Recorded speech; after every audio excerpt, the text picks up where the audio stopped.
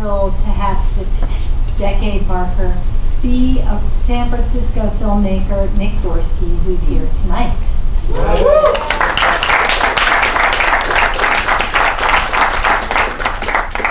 I'm Lynne Sachs, and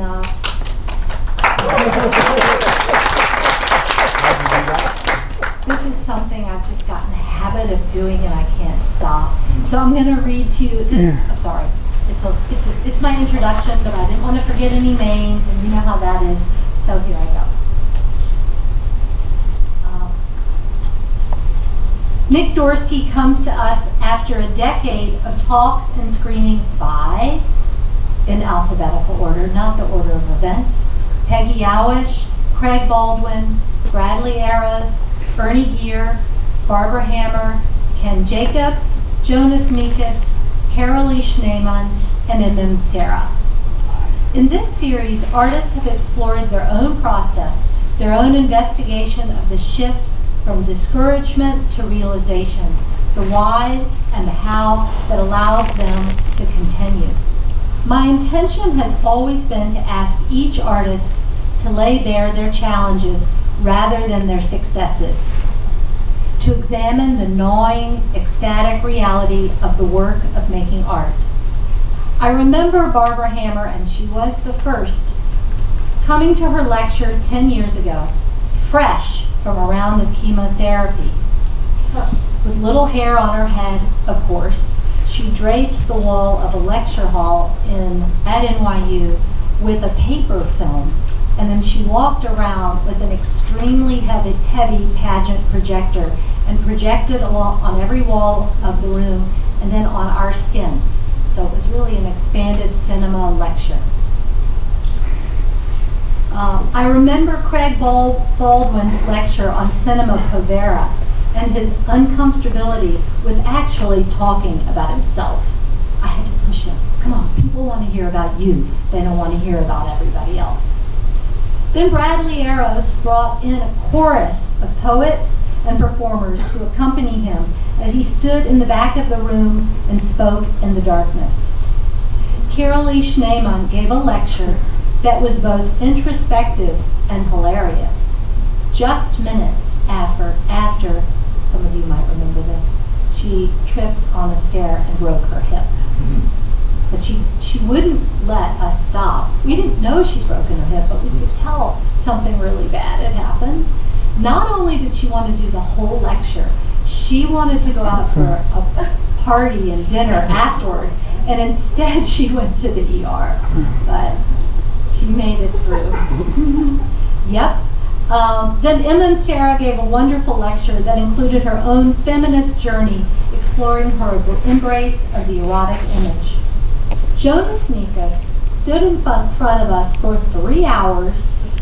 He never showed a single frame of film. He had no notes, and he talked occasionally about himself. He talked about underground cinema. He responded to questions. We actually had an overflow room, which we could have done tonight, but it's not really a very anthology thing to do, to have an overflow room, but we did it in NYU. And it was like it was kind of like a day and a night all packed into 3 hours. Ken Jacobs, who's here tonight, gave a talk called the Cucaracha Cinema. And it's sort of hard to remember. It was not remember it, but to remember that it was during Obama. So we were in a political moment, but one that was so different. And so you can see all the posters for these shows, for every talk here tonight. But I really want to say a special thank you to Ken and then Sarah and Bradley Arrows for being here and for sharing this evening with us. Now I'd like to introduce 2 people who are going to give a special reverie, let's say, for Nick. First of all, I'd like to introduce Leanne Brown, who is a poet, the editor and founder of Tender Buttons Press, and a professor at St. John's University. Then after that, we'll hear from Daryl Wilson, who teaches at NYU, and he'll be speaking about many things, but part of it will be Nick's book, Devotional Cinema. So I'm really happy to share this evening with you, to have 3 of our previous experimental lecturers here, and to be here just with all of you. And we will have plenty of conversation, and we'll have a lot of film too. So settle in. Enjoy.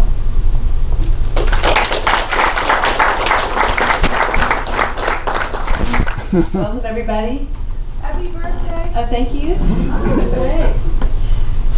Welcome. These are devotional cinema, brief notes on the real poetic cinema of Nathaniel Dorsky.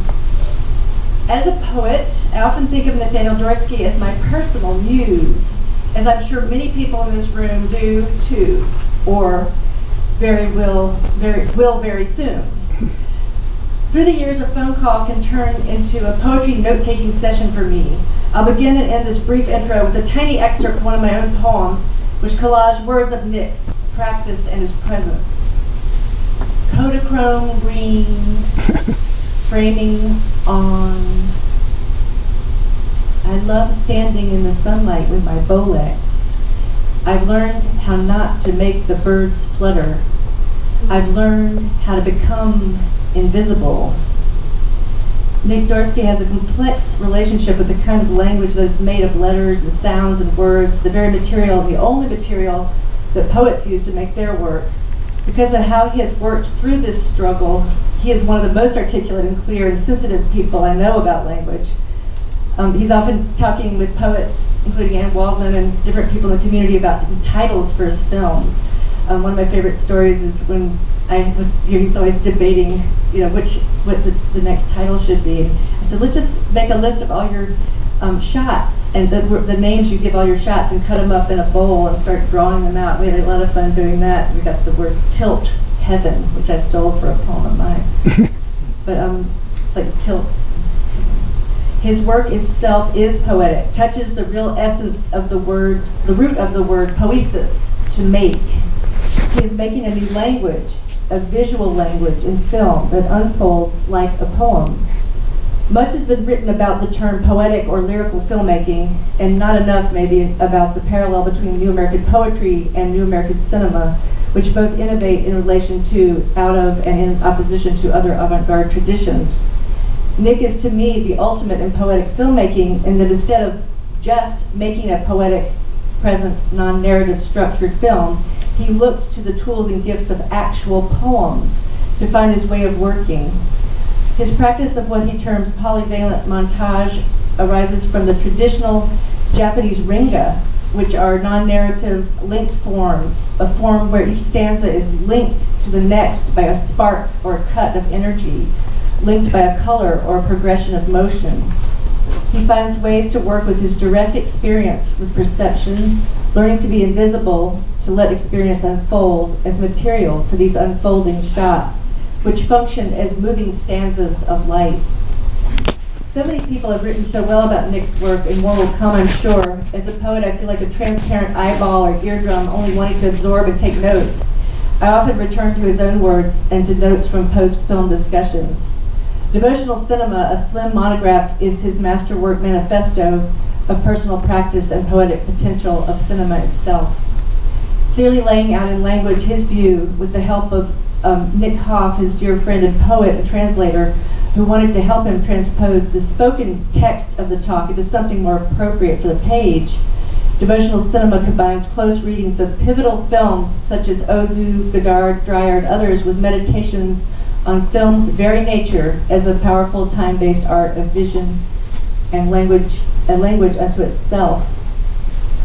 And Nick's own words on how devotional cinema came to be, he talks about walking around the Art Institute of Chicago and seeing altarpieces, and how that he also says at the beginning of his involvement in the American experimental film world right here in the 60s, there was always some sense of cinema being like an altar of worship. There's always an idea of wanting on the Lower East Side to find some church or old synagogue and turn it into a theater.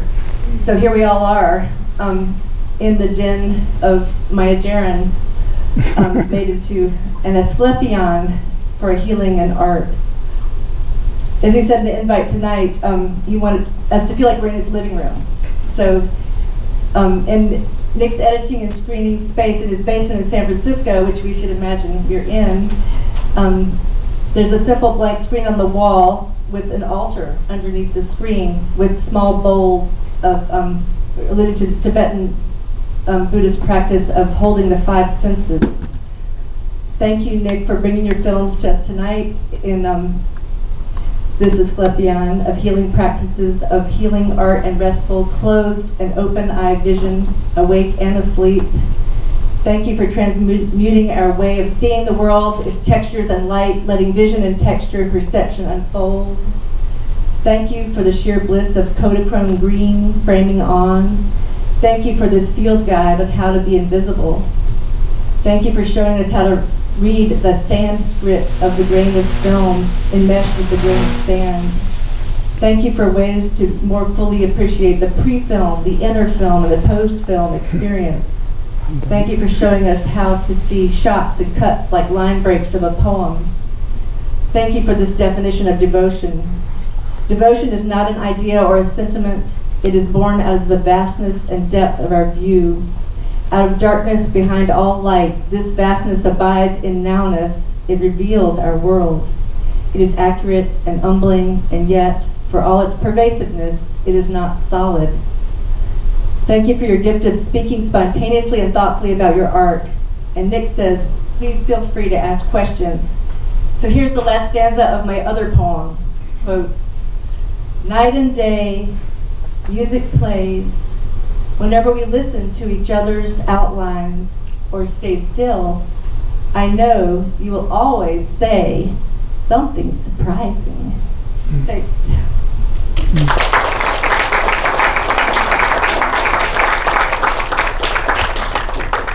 Hi, I'm Daryl, and I teach the Media Mavericks course at NYU, which is a history and criticism course. We look at experimental and avant-garde film. I first was aware of this book, Devotional Cinema by Mr. Dorsky, from Lynne.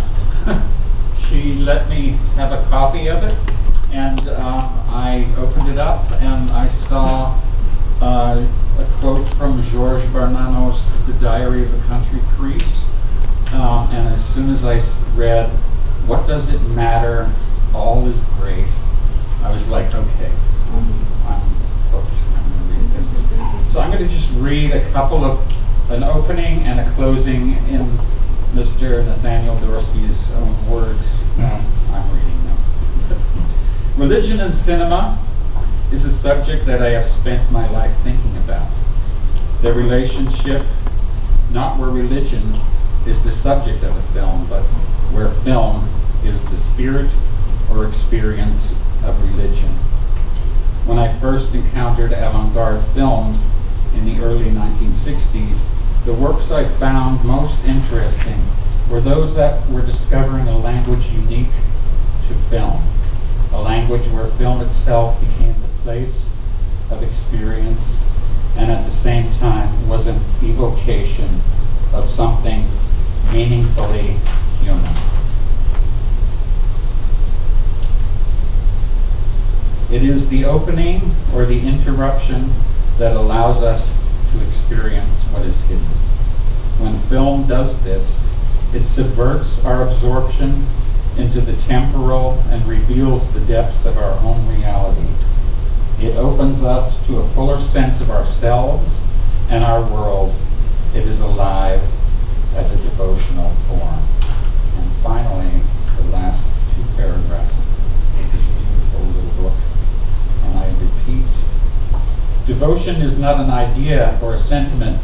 It is born out of the vastness and depth of our view, out of darkness behind all light. This vastness abides in nowness. It reveals our world. It is accurate and humbling, and yet for all of its pervasiveness, it is not solid. That ineffable quality of vision can be expressed by projected light within darkness, gives film great power. When a film is fully manifest, It may serve as a corrective mirror that realigns our psyches and opens us to appreciation and humility. The more we are open to ourselves and are willing to touch the depths of our own being, the more we are participating in devotion. Similarly, the more film expresses itself in a manner intrinsic to its own true nature, the more it can reveal to us. And I'm very excited to be here tonight.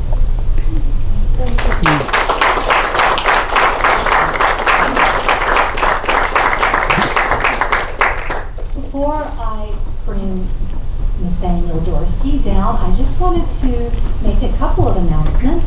One is that as you enter the film area where the two main theaters are at the Museum of Modern Art, the Titus I and the Titus II, there is a stunning installation, and the installation, which will be up for the next 9 months, is 17 Reasons Why, Kodachrome Regular 8 Unsplit Regular 8 film by Nathaniel Dorsky.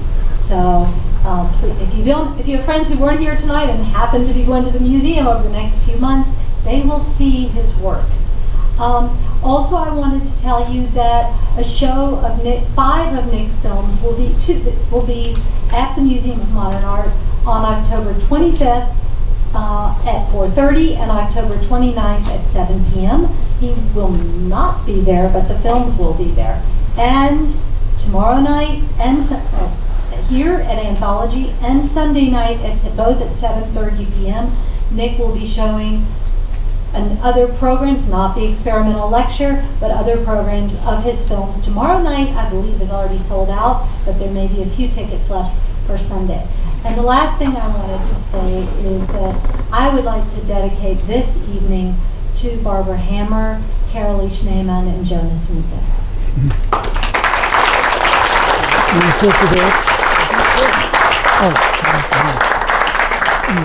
Nathaniel Dorsky. Oh dear.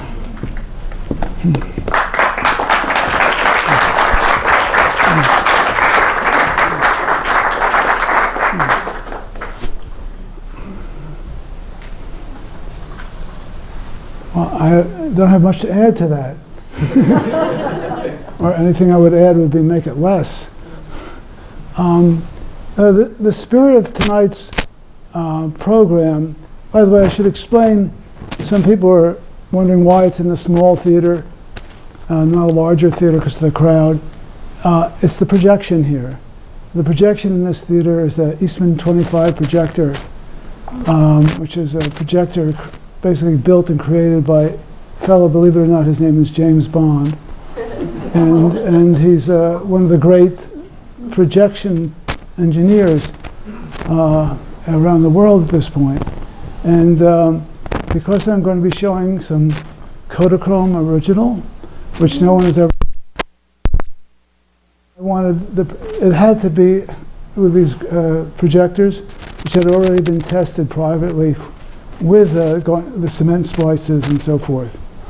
And so I just want to explain that. I'm going to show 3 films tonight. Or not 3, actually, how to say this. We're going to show 3 films which have never been shown.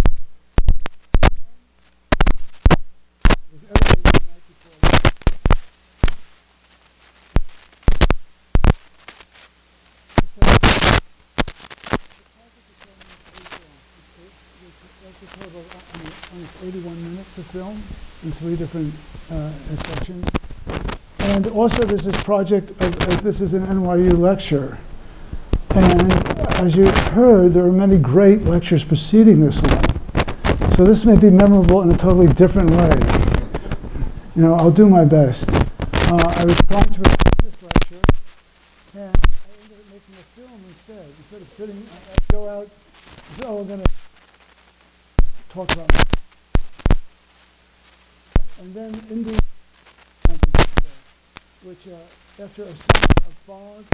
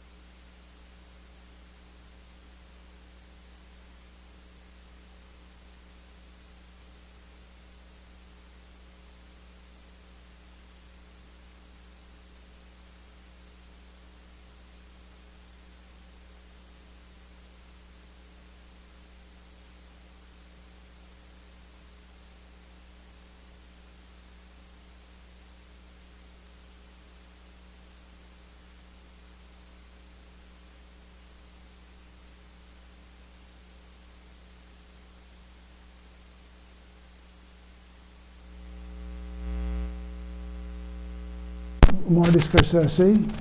And what can I say? Look where he is, look where I am. So it shows that it's not a guarantee going to NYU will get you anywhere. So when I'm a kind of person, I don't know what you could, I guess a kind of a poetic, spiritual type person. I don't mean that I wear white robes or something or rhyme. You know, I just mean that the tenderness of existence and the mystery and tenderness of existence is strong on me in my whole life. You know, I remember in high school sometimes walking to school in the morning and wondering why everyone was doing what they were doing. You know, everyone's getting in their cars and going, why was this all happening? And, you know, so at kind of an early age, I'm a typical age, maybe 15 or 16, 17, you know, one became deeply questioning what is this that we're participating in, and what, you know, what is this? And I began also at that period of time, which is kind of a beatnik period of time in the 50s, haiku, a haiku form of Japanese poetry, was very popular in a counterculture kind of way. And the thing I loved about haiku is that it basically had three gestures. It established a presence, it in a way gave an ornament to that presence, and then it broke that presence. And to the quality of the breaking of the presence would open up nowness in a sense. You'd be in images, and then you'd be popped and left with your sort of your mouth hanging open, so to speak. You'd be left in mystery. And I remember in high school having a book of haiku and sitting in the back of class, and you know, reading these haiku and having little satori kind of moments, and looking up from my desk and seeing everyone else taking notes and listening to the teacher and so forth. Meanwhile, I was in some kind of nowness bliss, you know, just wondering about things. And then I had started making films when I was around 10. I made a film about animals in my neighborhood. And then when I went off to school, I went off to Antioch College. Luckily, they didn't have a film department at that time, but they did have a cine club with a 16mm camera that you could just take out and use. And there were fellow students who were very good with it, and in other words, it was self-learning. I hate to say, well, there's only 2 NYU people here, so I can say this. You wouldn't. It was at a time when you wouldn't think of going to college to learn to make films. It was like having Lionel trains. You wouldn't go to school to learn how to set up your train set, build a trestle, you know, tunnel, you know. But same way, I think if film was very accessible compared to digital reality, which is overwhelming and depressing to me because I can't understand any of it. That film was very easy to understand. It's very, I don't know, it was very easy. You wind it, you know, here it is, and you know, you cut it, and I don't know, it's kind of easy to understand. And so I started to make films, and at a certain point became interested in how my feelings about poetry and about the mystery, in a sense, could be manifested by cinema. How could cinema open the audience or open the heart of the audience? How could you do that? And so my life as a so-called experimental filmmaker, which as I started when I was 18 or 19, till now, was a progression of explorations in the same realm about how you could use the tender light of cinema to directly touch the heart of an audience. How could you touch the heart of the audience through their eyes? Not through subject matter necessarily, or sound, but how just through silence, which would be very risky, but on the other hand, like playing with a very sharp knife, the silence has a possibility of depth and genuineness. A silent film, in a way, it's hard for it to be seductive or deceptive in some way. It is what it is. It's very, very vulnerable and clear. And so there was a long period of time when I made a number of sound films. And is this the lecture? Is this going well? Is this okay?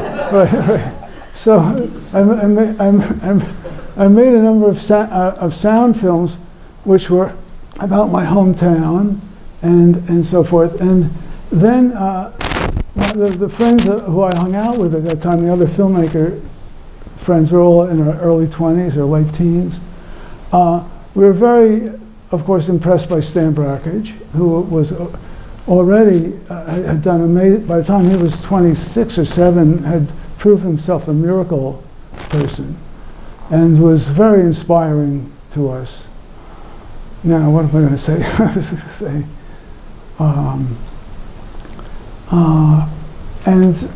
he was a silent filmmaker, and we respected silence. We at least in our little clique thought of silence as the serious way to approach film, because with the silence, at least the way we were interested in film, the silence allowed you to explore how can a film be articulate in itself. There's no cover over it. And so there's a long time when I didn't make a film, maybe, I don't know, it was 15 years. I also went through kind of a rough patch, as they say, emotionally. You know, in my early 20s at a certain point, things got very difficult for about, I don't know, maybe it's 10 or 15 years. But I kept shooting and exploring, and then eventually I made a film called Hours for Jerome. And what I did in that case was, it's a film of stanzas. By stanzas I mean short little episodes, either purely abstract or little episodes, but I arranged them in a way that the offset, so to speak, between them didn't solidify into this is story, this happened, now this happened. It wasn't confirming the solidity of story, but it was more the offset, which then would become rebalanced by another offset, and a progression of offsets. And I began to understand how to work with these offsets after a while. How you couldn't just endlessly go from something terribly different to something terribly different to terribly different. It would fall apart it would flatten out. But in a certain way, the film had to open up and also strengthen itself, build a mood or a sense of presence under that. And after that, then I began to work with a kind of cinema where I did that with every shot rather than with sequences. And I did that for maybe 25 years. I'm kind of not stubborn, I don't know. I'm the kind of person who goes to a restaurant and tries something and I like it, and then every time I go to that restaurant I order that same thing. I know my friends say, there are about 8 restaurants where I go in and I don't have to say anything, they just give me the food. So I'm a little bit stuck like that. But anyway, I went on for 25 years working with this and working with those problems. And then as I was doing that work, I found myself suddenly more interested in longer stanzas of a single subject within that varied kind of language. And somehow the varied kind of language, everything I tried, every time you make the film, it was to be the same kind of problems. And I actually got a little tired of the problems, in a sense. And I wanted a new set. And this kind of happened automatically. There's a series, maybe 5 or 6 or 7 films, where there's long sequences mixed with the offset variance of a juxtaposition of things, and then longer sequences. And then eventually I came to, actually P. Adams said to me, why don't you make a film about one subject? I said, well, it's easy to say. I said, well, it's got to be an interesting subject. And then about 6 or 7 years later, this is a few years ago, I made this 2.5-hour film about a garden. went around the 12 months of the year, called the Arboretum cycle. And the films I'm going to be showing tomorrow night and the night after are films that came right after the Arboretum cycle and one that preceded the Arboretum cycle. So I got more into these longer sequences, and finally I could make a 2.5-hour film about one subject, which was the light on the plants. Not the plants themselves so much as the light on the plants in this garden over a period of 12 months. And so right now I'm at a point, since I've finished that, I made a film called Apricity. Is this being too, how am I doing? It's good? Okay. I made a film called Apricity, which means the warmth of the winter sun. Which we're going to show in the next 2 nights. And it's, in a way, it's an homage to Jane Brakhage, but I'll talk about that in the other nights. So I made that film after the Arboretum cycle. I was sort of shot in a way. I mean, I didn't know what to do, but I made this film as a sort of a love poem to Jane, who, when I was 18 or 19, had already had 3 or 4 babies on screen. You know, she was a goddess figure, you know, an extraordinary, wonderful, warm person. A great writer, by the way, a totally great writer. And so now it's a few months later, and I'm supposed to give this NYU talk. Now we're getting up to, it's like to this moment. And I was saying to my friends, there's nothing to make a film about. Nothing, right? And, but I forced myself to go out, because I said, oh, maybe I can make a film for tonight. It's fun, this is all becoming real. Right? So so I shot this film in the last few weeks, and edited it up into the night before last. And it's 11 minutes, and I'm going to talk a little more first, but that'll be the first thing we'll see. No one's ever seen this film, even my better half. And I'll show the work print, which is tape spliced, and so forth. And there's probably still 1 or 2 changes I might want to make. So what do I want to say beforehand? Oh, so in doing all of this, making this kind of film based more like on, I don't know how to say it, the spirit or poetic kind of concerns. Oh dear, let me just, how am I going to say this? If I ever stop, I'm finished, you know. Poetic. That in a way, what I found is, because I've been making film, one of the few good things about getting older, you know, is that you become better at what you can do. You're better at what you do, and that your mind is actually starts to become much smarter than you are. Right? And that you're slower than your mind. So as you get older, you can start to trust your mind more than yourself. And for instance, for instance, do you know the kind of thing where, let's say you're going to leave your car, but you're leaving something on the seat. But your mind goes, I better put that in the trunk. But you don't listen to your mind, right? I don't need my mind. So you leave it on the seat, right? And then it gets stolen, right? So at a certain point, this kinds of things happen in many different ways throughout your life, in hundreds of ways, where you don't listen to that voice that said, bring an umbrella, whatever it is. It'll be very, you know, you just don't listen to that. And eventually you say, oh, the mind is smarter than I am. It's telling me things, I will listen to it. Right? And that takes years, maybe 30 or 40 years to suddenly realize you can listen to your mind. Right? So this kind of filmmaking has a lot to do with listening to the mind. So why don't we, I thought to juxtapose my going on and on with the fun of looking at films, and then we can even have questions and I can speak more about process in this particular film.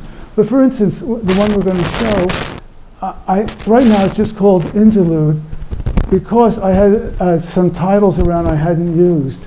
That were, and I didn't want to somehow say, okay, I've got this title, I'm just going to use it, because it is an interlude.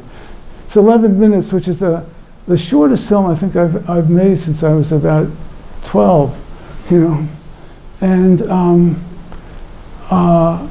maybe we'll just show it. Oh, what I was going to say is like okay, here's an example of the mind. 2 days ago, I was back in San Francisco, and I said, the film's done. It's as good as it can be. And I'm taking a walk in the park, and suddenly, just the way your tongue might find something stuck in your teeth or something, my mind all of a sudden went to this moment in the film. I wasn't thinking about the film. Suddenly my mind went to this moment of this film that was wrong, that was weak, a little bit weak. But Mr. Lazy, that's me, right? Mr. Lazy said, oh, it's good enough, just I'll make believe it's okay, right? No, so I didn't listen to Mr. Lazy, who's not going to listen to the mind. But then when I'm taking this walk, the mind I wasn't thinking about the film. The mind, let's say there's 70 shots in the film, or 40 shots, whatever. My mind goes right to that point and just starts to push at me. That isn't right. That isn't right. And I said, okay, I'm going to pull that out, right? I'm going to pull it out of the film. So I just, cut it out and attach the rest, and it seemed good. And I said, well, what am I going to do? Maybe I can use this shot somehow. This film's getting so short. And I went in my mind, and this is a good thing to do if you're a maker, is you should be able to run through your film from beginning to end, like lying in bed at night. If you're working on one of your films, I don't care if it has 180 shots, you should be able to lie down, when you're lying there, actually run the film and feeling each moment, and that, sometimes running the film in your own mind, it gets more accurate than actually seeing it. And because you'll know, okay, this it's like crossing a stream, putting your foot on a stone. This is secure. This is good. This is good. So I couldn't find any hole for this poor orphan, and I said, wait a minute, I think the film should begin with this shot. So I put it at the beginning, and it set up everything else, But that I didn't try for that. It was a question of the experienced mind, which is smarter than you are, because it's been through all this so many times, plus it doesn't have all your problems, right? Right? So the mind, just, resolved it. So why don't we look at this, and it's just the work print. Usually my titles have a fade, 5-second fade in and out. There's no fade at this point. It's just the work print tape spliced, and I think that it should go nicely through the projector.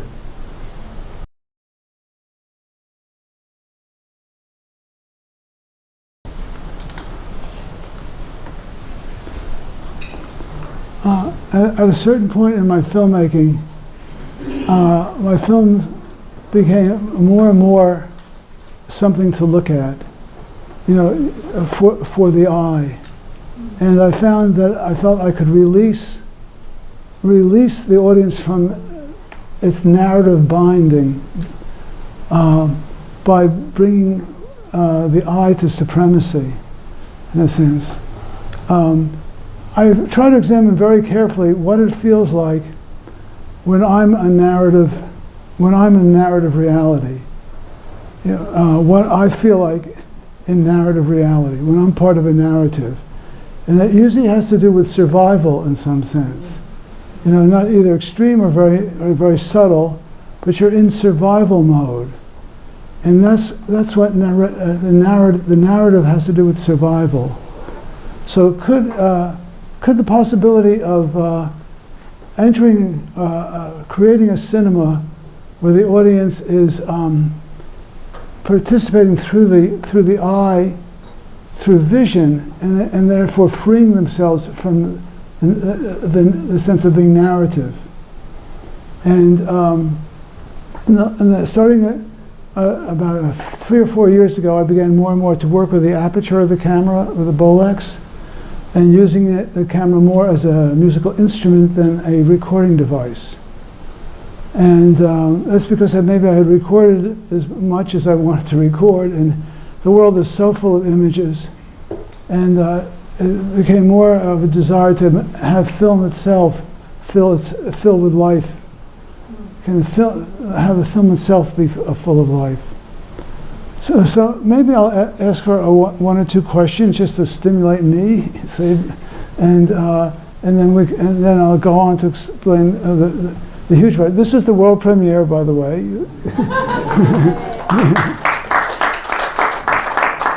So would anyone like to comment? Not necessarily a question or a comment on what I'm saying, or anything, help me in any way get through this, Yes? I have this feeling like I want this like on my wall and like a thing that goes on a loop. Tell me why that's wrong. When the loop is wrong? No, it's just it's like feels like a painting. Or would that be an atrocity in some way? No, I hope this was an atrocity. No, it's beautiful. Yeah, and the problem? No, Oh, you want it on your wall? Like if I put it on the wall, like would that be like? No, it's on the wall here. Right? It could be on your wall. Yeah. Maybe eventually there'll be. Well, you can buy a print and a projector. I don't know what to say. Yeah. Yes. So I noticed when you were speaking earlier, you were speaking as far as composition, almost the way a musical composer would. Very much as far so. as stanzas. Mm. And as I'm watching it, I'm thinking about, maybe it's like this 6/6 time. And so I'm wondering, are you thinking about timing? And also, who when you do have sound, who do you listen to? Or do you, as far as music? It's a 3-part question. And what is the first part? Well, the first part is do you have a kind of mathematical composition sound? No. That beat in your mind? No, I think I'm actually affected by dance a lot also, which is another time-based media. I know this is old-fashioned, but I'm a terrible fan of George Balanchine. And I've watched Balanchine, what he does with 22 minutes of time, thousands of times. I've seen what he does with 22 minutes and the transformation which takes place in terms of your own psyche and human energy and spirit. So, and then just by, I'm basically listening to, I guess, what's traditionally called classical music, from the Gregorian chant till now. And so I have that in my being, the rightness of things. Like for me, for instance, I'm saying obviously Mozart is an extraordinarily great artist and also a Buddha, and that his sense of rightness, his sense of transformation of human emotion into a more sublime state, that's all exercised and gone through. But yes, I think for me, film has become more painting and music than drama at this point. Though all film has to have a dramatic cohesion. Every film, whether it's an instruction on how to assemble your vulva, whatever, it has to work from the first shot to the last shot. So in a certain way, all film is similar. I mean, I work for a living. I work on consulting editing on normal, cinema, and I don't find any problem with that. It's almost like speaking French and then speaking Italian. You're working with that language. And that language has its own problems, and so forth. Yeah. I like the way in your setup you talked about discovering haiku and the way the moment gets set up and then broken. Yeah. And I felt that in some of the shots where there was a a beautiful moment and a beautiful scene, and then it went dark, and I thought, oh, that's interesting. The darkness is there inside that moment, and that was a nice thing that you revealed. Yeah, the darkness starts to become delicious. That's my feeling, is that when the film darkens, it isn't like a diminishment, it's actually an enriching thing. There are other films where I do it more, so that the darkness is welcome, you know, as much as the luminosity is welcome, Yes. you know? Yeah. What else am I going to do? Show another film, someone said. That's the spirit. Okay, well, the next, okay, I can leave. Oh, a question from. I'll ask you one more Sure. question. I'm interested in the inverse of what is not here. So the images that don't make it. They Yeah. auditioned, but they couldn't make the cut. They're in the farm. what They're in the what- farm team. Yeah, Yeah, what people yeah. call the outtakes. Yeah. Of course, would be fascinating to see the film that is the outtake of numerous of your films, because for some reason they don't. Are there outtakes? And what are we doing next? Oh, maybe. You're going to see. Thank you. A 40-minute film made out of outtakes.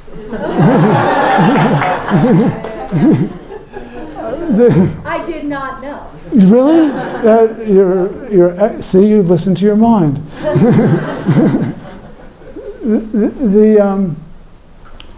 Okay, I guess I might as well just work toward that. There's a long period of time, maybe 15 years, where I made a lot of films in Kodachrome, original Kodachrome. And I had cans and cans of the outtakes. Because each film, you know, demands a certain vocabulary and a certain kind of shot. So there's shots which don't get used, which have a kind of integrity and beauty, but they're inappropriate for the language of the film you're working on. They're either too familiar. There's something not quite right. So they're sitting in these cans. So this actually happened. I had made 2 films one year. It's like, I don't know, 4 or 5 years ago. And I had very little money left because I had already made 3 or 4 films. And I was lying on my sofa, and a voice, not like a schizophrenic, though I've never, hearing a voice, though I've never heard a voice like that. But my mind very loud it said, get up, go downstairs. I have this apartment, this strange little duplex behind in San Francisco. There are these apartments called in-law apartments. They're sort of improvised behind garages and stuff. And I said, go downstairs and get down your cans of Kodachrome and make a film out of, you know, there's a film in that. And that way it's not going to cost you anything except the film cement. You know, it'll be the only expense, and you'll have something to do for the rest of the year and keep you out of trouble, you know? So I made this film. It's 40 minutes long. It's made out of outtakes from about maybe 10 different films. There are some shots which are kind of similar to film. If you know my films, you might recognize something that's in another film because it's a different take of the same situation. Others just not used at all. So I called it Ossuary, and because a lot of times I get titles walking around museums and looking at the cards, and in the Metropolitan Museum, in the Greek section, they have these ossuaries. There's a tradition of Jews in Rome, in Roman times, to bury a body, let it decay down to the bones, and then take the bones and put them in this box called an ossuary. You know, and they have these nice spiral, you know, there are a number of them. There's a case with about 4 or 5 of those ossuaries in the Met. But ossuary is also, if you were to take, like in a crypt in Paris, you know, in the Don Ferruccio Road, or in Italy, quite common, I think, to take bones and do decorative things with them, skeletons and so forth, as ossuary. So since this was I said, oh, that's a good title for this film because it's these kind of bones. So this is a film shot, and it's very nice to see original Kodachrome projected. a couple of years ago, by strange chance, the CEO of Eastman Kodak, who actually lives in San Francisco, his name is Jeff Clark, and he in a way saved filmmaking, because he was brought into Eastman Kodak when they had gone bankrupt. And he arrived his first day at work, and there was a note on the desk saying, eliminate film production. You know, a list of things to do to save the company. And he said, no, I'm not going to stop film production. That's our, you know, our brand for Eastman Kodak, and so forth. So I met him, that's not worth hearing about. Anyway, I met him, and I said, have you ever seen original Kodachrome projected? And he said, no. I said, well, why don't you come over to my house, my apartment? I'll show it to you. Well, I thought it was hysterical, because if you know what my apartment's like, which you don't, but the idea that the CEO of Eastman Kodak was in my apartment, and I was showing him Kodachrome, I was showing him film, was so charming, the idea of it. You know, of course, I expected, you know, that he was going to love my films and then give me a great break on, you know, buying film. No. Not only no, he took advantage of me in other ways, you know, which I was warned about. Right. So, why am I telling you this? I have no idea. Anyway, you're going to see original Kodachrome. This isn't the great Kodachrome. Kodachrome had, I think there are 3 generations of Kodachrome. There's Kodachrome 1, which when you see World War II footage from the Pacific and the ocean is kind of slightly turquoise. Yeah. Slightly turquoise, that's Kodachrome 1. It was 10 ASA, very slow. And then, I forget when Kodachrome 2 came in, maybe in the, sometime in the late 50s, not sure. And Kodachrome 2 was the greatest Kodachrome. That was the great generation of Kodachrome. It was like a jewel. I have one film I made with it called Hours for Jerome. It's printed, but that Kodachrome is just unbelievable. And then they came out with a sort of more environmental or cheaper Kodachrome. They call it Kodachrome 25 and Kodachrome 40. Those are 2 ASAs. And that's what these films are. So you're not seeing the great Kodachrome, you're seeing the 3rd generation of Kodachrome, but you're seeing actual Kodachrome.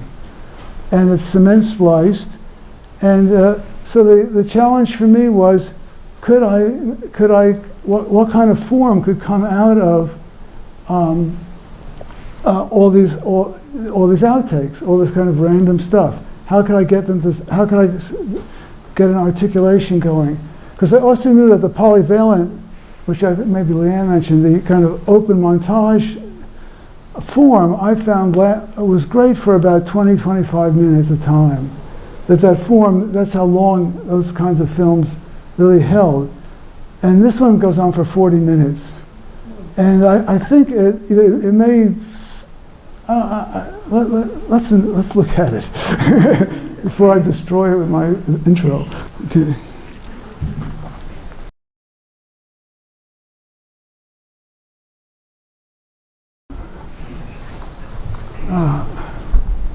That is gorgeous.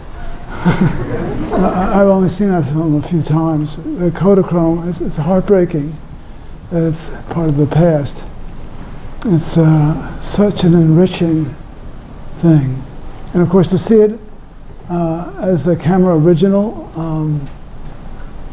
you know, what can you say? It's the real thing. Gorgeous, wonderful. I don't know how I made that, frankly, how all those decisions were made. But I was thinking that I could talk a little about how you make a cut work, or when a cut works. And I don't know which is more primal, the shape, the sense of space shift in the cut, or color. They're sort of kind of equal for me, which is the very primal thing on a cut. The color has to work. You know, the space could work. If the color doesn't work, the space doesn't work. You could get the color to work, but if the space shift isn't there, then I don't think so it's a question of space and color. In the initial moment before thought, you know, usually you can tell a cut is working within a half a second. When I'm working as a consulting editor for people, they always wonder. I say, well, let's just try this. And they go, oh, no, it doesn't work. I mean, that's after like a second. I said, no, it's not working. You know, it's that initial pre-verbal, whatever, body thing.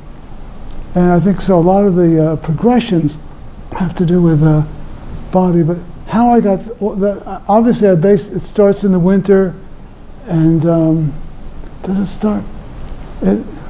I know we're in the fall at a certain point, and then we're in the spring. No, we're in the winter, and then comes back to the winter.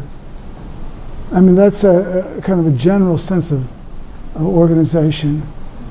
I'm so glad you enjoyed it, because I thought, if these people aren't enjoying this, what a waste. Mr. Jacobs. Can you tell us a bit more what you mean by work? When something works? I don't know if there's anything beyond that word. So, you have an idea of... Does it work? What would you say? What do you mean? It feels, there's some refreshment. I think, in other words, the shots are kind of a sympathy, right? They're an act of sympathy in a way. And then the cut is a refreshment, refreshes that sympathy with the next moment of sympathy. And so I think when it works, it's refreshing, in short. When it doesn't work, there's some kind of clog.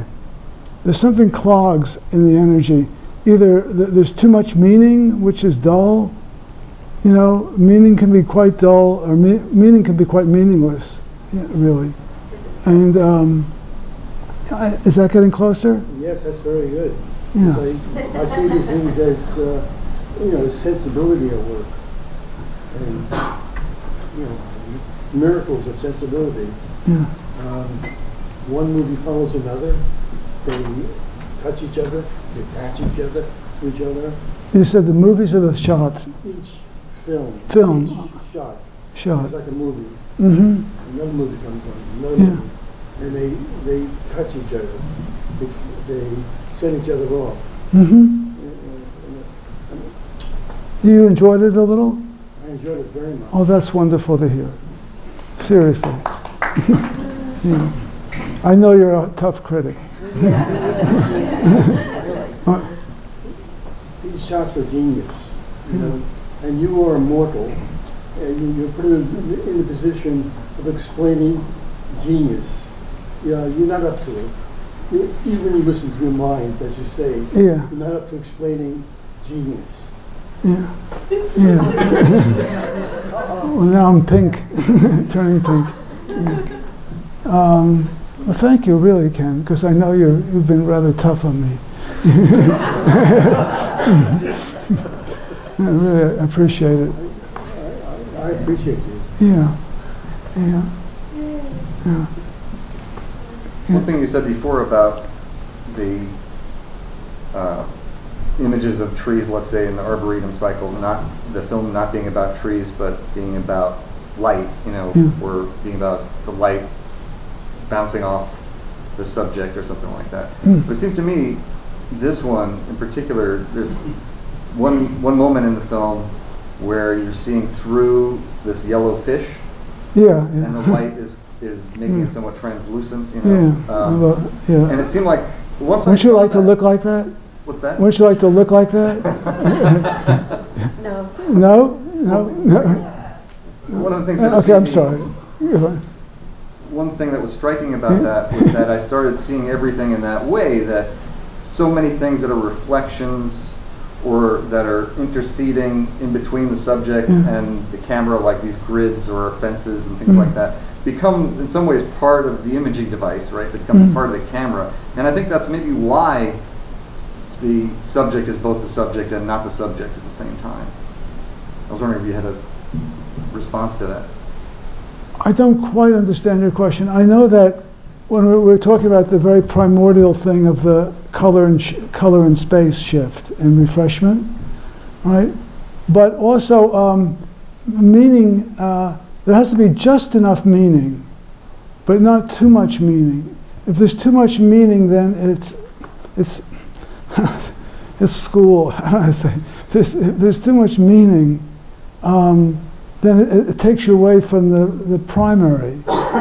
But if it's completely meaningless, then it also starts to flatten out. So there has to be a flavor of meaning. It's more like something's meaningful rather than meaning. It's meaningful, you know. Is that?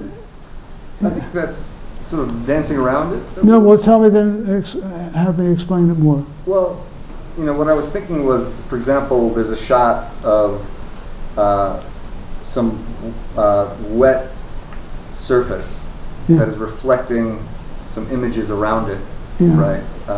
And then that is being exposed through your lens onto the film, and it becomes part of the whole apparatus of the camera, right? It's in some ways an extension of the lens. And I was thinking that that's why it happens so many times across this film. Things like that happen. Not exactly the same way. That the world becomes part of the optics. Right. Is that what you're trying to say? Yeah. That it couldn't have been an accident for that to happen over and over and over again, right? No, I think so. I think what happens as a filmmaker,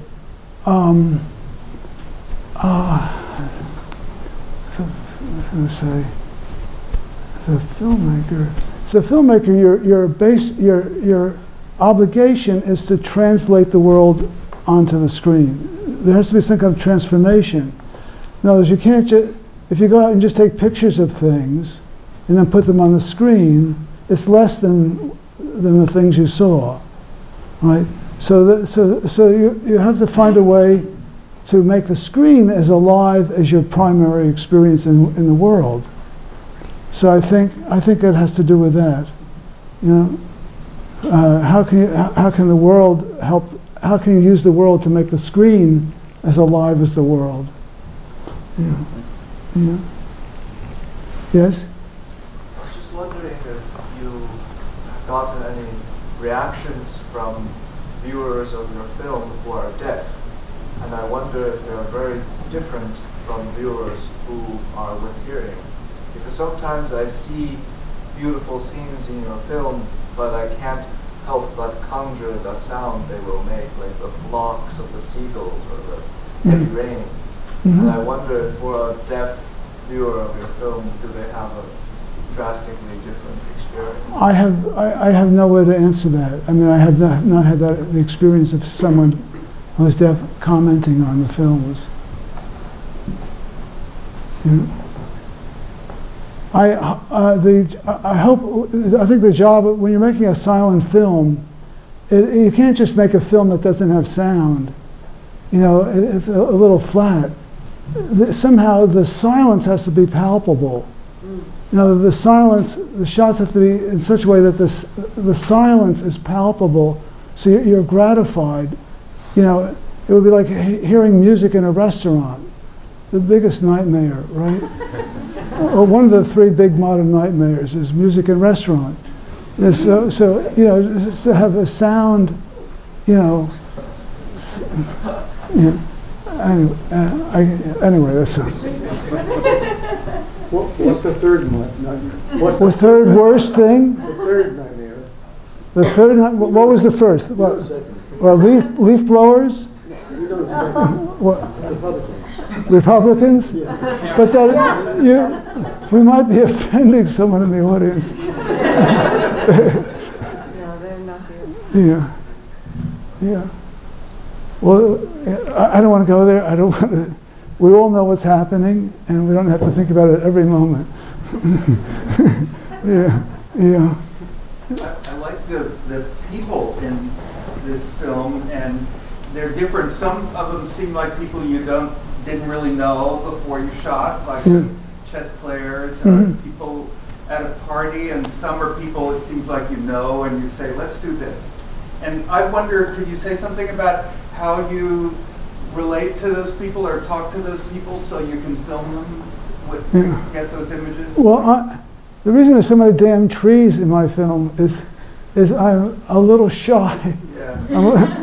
I'm a little shy with people. And the chess players, that was great because those, they don't allow that anymore in San Francisco. But there used to be, there was a spontaneous gathering of chess players every day.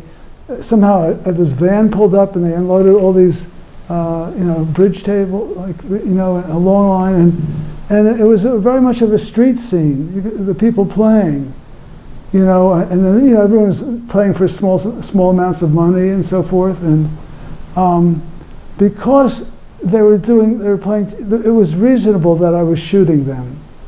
Do you know what I mean? It was an event that was socially understandable. There's chess players, there's a photographer taking pictures of chess players. It made some sense, so I could do it. They thought it made sense. Yeah, and I hung around, what I mean? In other words, those shots are maybe I was there 15 different days. And I would just hang out with a camera, and then, someone would get into a good position in terms of lighting, or someone I thought wasn't going to punch me in the face. There's certain people you don't necessarily put a camera up to. Did you talk to them at all, or you were just not? doing the thing? Yeah, and then I think they were they're out on the street playing. I think everyone was proud of their activity. And then sometimes there's a friend, a dear friend who's no longer with us, Larry Fagan, a poet. That was just, we're out together with the camera, and I said, let me take a picture of you. We just started to fool around. But I wish I was better. I know that Ken has shot a lot of stuff on Orchard Street and the Lower East Side, if it exists anymore. And I wish I was better with, I just don't quite have that kind of personality. Don't be greedy, man. This fantastic sensibility. Yeah. And you have it. Yeah. It's your gift.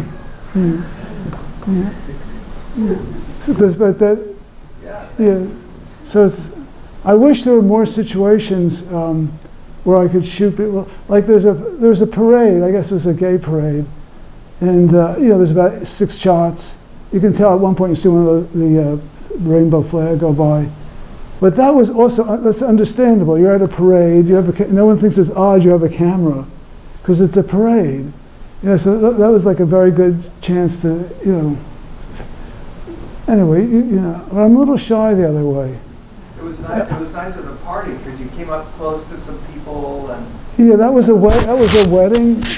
A wedding in Boulder of a cousin of mine. So you were okay there? Yeah, it could be like wedding movies,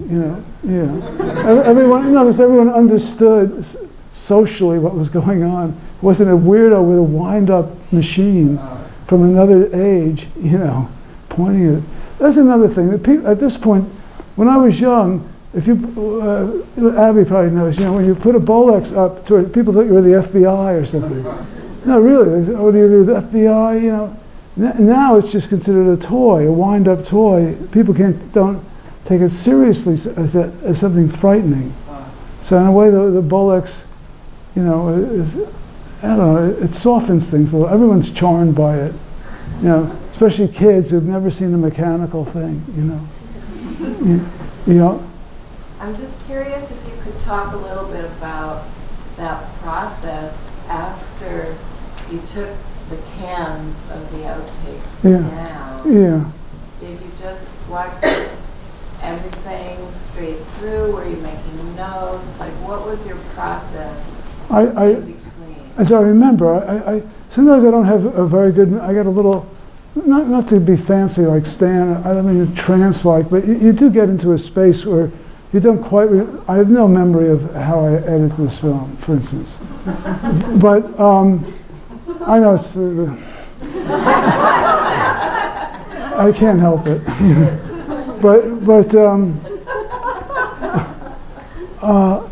I probably would project a roll, probably 600, 700, 800 feet, 20 minutes, 25 minutes, and then pull out the good shots. So I think the first thing I probably did was, like any traditional filmmaking, look at the dailies, pull out the selects, it's just like any filmmaking.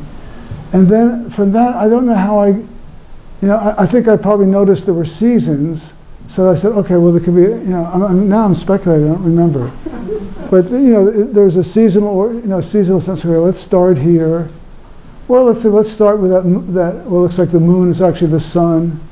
You know, okay, this is the way to start. Let's start. Then we land on Earth. I think we go down onto a pier, and these sailboats go by, and then a bird and a tricycle and all that. So we've landed. We've heaven and Earth, and then details within the Earth. Yeah. Yeah. You talk about taste. Yeah. Taste. Is that MM?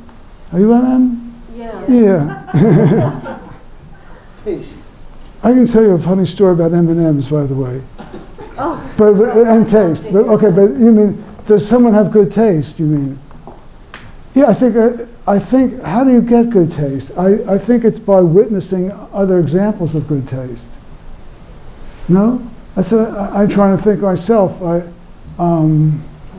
Just like with painting or so forth,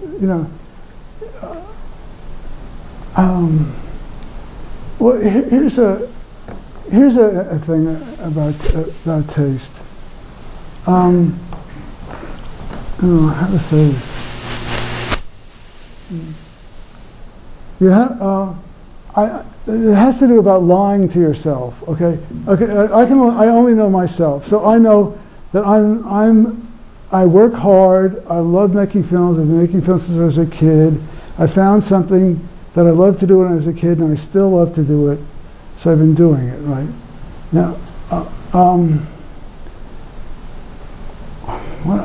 every time I'm a little tired, so I keep the taste. I'm sorry. Lying to yourself. You're lying to your. Thank you. There's a hero. So the thing I notice is there are times when I'm a little Mr. Lazy, will not admit something is not quite right. You just gloss over it, and then you're working on a film, and then after maybe, let's say you're working on a film, and then let's say the 15th time, 20th time you've looked at the film, you realize that every time that shot comes on the screen, you're spaced out and thinking your own discursive thoughts. Every time. Finally, after 20 times, you say there must be something wrong there. Until that time, Mr. Lazy just glosses, right? So then you say, wait, there's something wrong. So then you go down, you look at it, you go, oh, the shot before is like 3 seconds too long. Like you're done, and then you have no appetite for the next thing. And then a life comes into being. So that's an aspect of taste, is not lying to yourself. I think it compares to making a meal. Yeah, sure, of course. This flavor, no, this flavor. Right. And I think I think it's from experiencing. At least I can only speak for myself. It's by experiencing what, for me, who are great artists in all medium, and I think you slowly understand taste at a certain point. Yeah. We have. How are we doing with our time? Should we get to the next film? Sure. Yeah. Okay, the next film is sort of a dessert, I hope. Speaking of cooking, it's a travel film. This is so. By the way, you might say, who were you that you thought this footage was outtakes? The Ossuary, right? Like, who is that person? I don't know. It's embarrassing. But thank goodness I was lying on the couch and this voice said, make a movie out of the outtakes because there's something there, When was that? When were the years that you shot in? When were the years that you edited? Well, it was shot over maybe 10 years. The editing, when you had that? The editing was about 4 years ago. If you look at my filmography it'll tell you that it's about 5 years ago. Okay, so we're going to see this film called Lux Perpetua II. Lux Perpetua I was all shot in Oaxaca, Mexico, over 2 visits. And Lux Perpetua II is in Paris, France, and then Italy. And we're going to see the 2. And it's wonderful to see them both, but of course it'll be a little much tonight. But there are 3 Catholic countries, and Oaxaca, there's a strong, devotional Catholic sense, a very Mexican and Indian, and then, and so it was fun to see all 3 civilizations because there are many parallel activities that are very different. Like you'll see in France, everyone has their babies in strollers, or poussette, I guess they call them, and carriages. And of course in Oaxaca, everyone has them with a cloth around them and carrying them. There's all that kind of thing. So anyway, the first part is in France, in Paris and France, mostly Paris. It's very lovely. And then we go to Italy. There's a little slight pause, a black leader, I think. And we go to Italy, and where we arrive in Italy is this place called La Verna, which is where Francis received the stigmata. And when you see the Giotto or Fra Angelico or various depictions of Francis and the stigmata, there's always these large rock protuberance, coming up around them. And so I said to Jerome, I have to go to La Verna. I have to actually go there sometime. It's in a big national forest in Italy. And I think we had to rent a car to get there. And it's this totally magical forest on top of this very high stone cliff with all these rocks coming up and a canopy of leaves, and they actually have the cave where Francis was. It's very, very, very touching. So that's where we are at the beginning of Italy. Why don't we just watch it, okay? Yeah.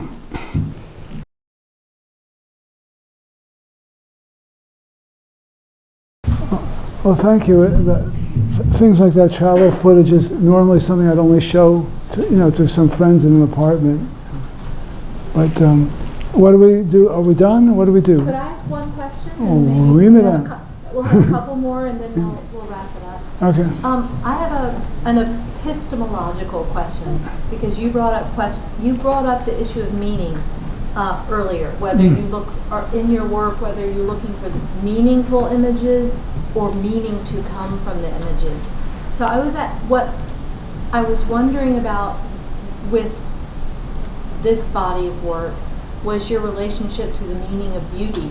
Are you looking for beauty, or are you making beautiful images? And I kind of wanted to connect it to 3 other people who've given experimental lectures here. So with M.M. Sarah, she gave a talk that really asked us to reflect on images of the body and desire around the body, and to challenge what we find as beautiful. When Bradley was when he did his presentation, it was his talk. I felt like he was trying to look for the decay of images. So, if something was too pristine, he wanted it to break up, to break down, to find the chemistry in it, and to set it on fire in a way. And in Ken's work, I'm just bringing it all, trying to bring it together.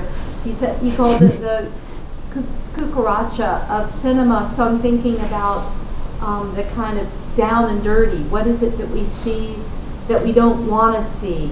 The underbelly.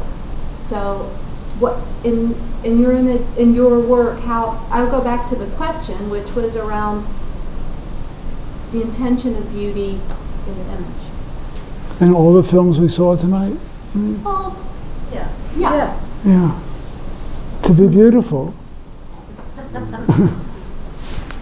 So, but when you're looking for, well, I'll get one person who was not part of this, but who I know you. I'm not very modern, Yeah. Gunvor Nelson, I've done some shooting with her, and she was very drawn to flora, to nature. And I was shooting with her once, and she said to me, "Why are you always shooting flowers? Why don't you shoot the dead branches?" And she kind of challenged my my draw to life. Mm. And so, what draws you to things that give you pleasure? That maybe you find beauty, or maybe it's not beauty, but you find something in that material that draws your lens. Well, if something's touching, you see something and it's touching. I don't know how to say. What else could I say? It's touching, and I try not to be excess. I try to include decay, and I mean the films tonight. What can I say? I don't know what to say. I don't have a problem. I don't have modern problems. About body, attraction, beauty, desire. They're not problems for me. Yeah. I sort of like all that stuff. Yeah. I like it stuff. Yeah. I'm just connecting with some other. Yeah, I'm not part of the numerality. Sorry. How about we'll take 2 more questions? Yeah. I wanted to ask about spirit. You said that, like, at the beginning of your talk, you were saying, I've always been, I don't know if you said the word poet or something spiritual, and I wanted to ask what that word means to you, and if you feel like it has a connection to maybe the second film that, where you said you didn't remember putting, editing the pieces. Do you feel like sometimes you're moving towards a feeling rather than maybe a thought? Is that what you mean by spirit? What does it mean for you? I don't know. I'm just Well, certain times things happen in the day which make you, or you can say, totally appreciative that you're existent, and you don't know why. You have no idea what's going on. You don't know what the situation is. You're part of it.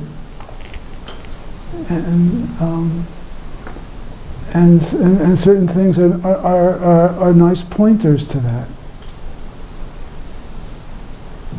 Right? Do you know what's going on? No. Okay. No.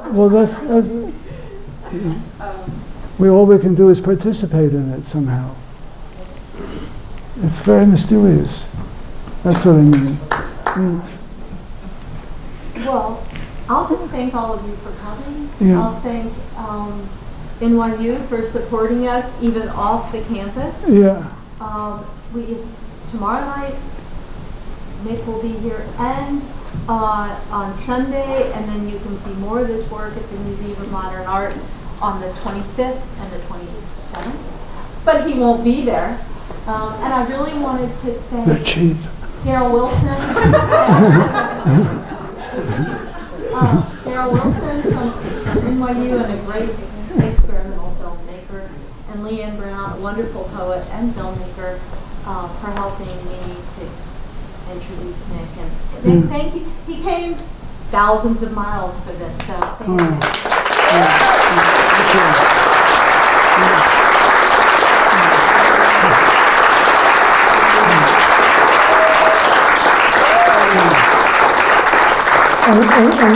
And let me say sincerely, this is my favorite place to show films in the world. And it's the audience that makes it that. Thank you, really. Yeah.